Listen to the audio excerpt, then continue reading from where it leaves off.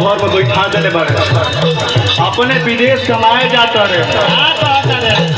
और रोकल चाहतारी रोको तारी कह तारी कौना भाव में कह तारी अरे गवाना करवलो रे पिया घरे बैठवलो गवाना करवलो रे पिया घरे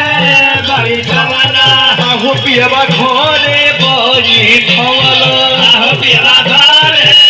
बैठवलो अपने चले ला पिया हो अपने चले ला पिया हो पूर्वी पानी धिया अपने चले ला पिया हो पूर्वी पानी धिया अपने चले ला पिया हो पूर्वी पानी धिया अपने चले ला पिया हो पूर्वी पानी धिया अपने चले ला पिया हो पूर्वी पानी धिया रो तारिया कहो तारी अरे के करा से हो सकिए पिया के करा से बोलबी करा से हो सकिए पिया के करा से बोला आहो पियावा के करा से बोलबी आहो पिया के करा से बोला आहो पिया के करा से बोलबी आहो पिया के करा से बोला के करा से कह भी राजा हो के करा से कह भी सैया हो दिलवा के बतिया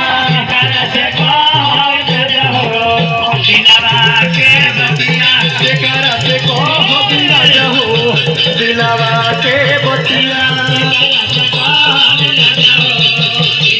के करा से कह भी पिया हो दिलवा के बतिया भैया हो आगे का भइल कह तारी की देखी ऐसा मत करी लेकिन वो कह तारे का कह तारे अरे सासू जी से बोली हो धनी नौ से हंसी हो सासू जी से बोली हो धनी नौ से हंसी हो धनी नौ से हंसी हो धनी नौ से हंसी हो धनिया नौ से हंसी हो धनिया नौ से हंसी अरे देवरा से करी हो धनी हो देवरा से करी हो धनी हो दिलवा के बतिया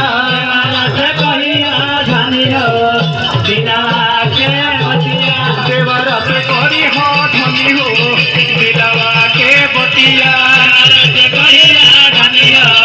दिलवा के बतिया देवरा से करी हो धनी हो दिलवा के बतिया से करी हो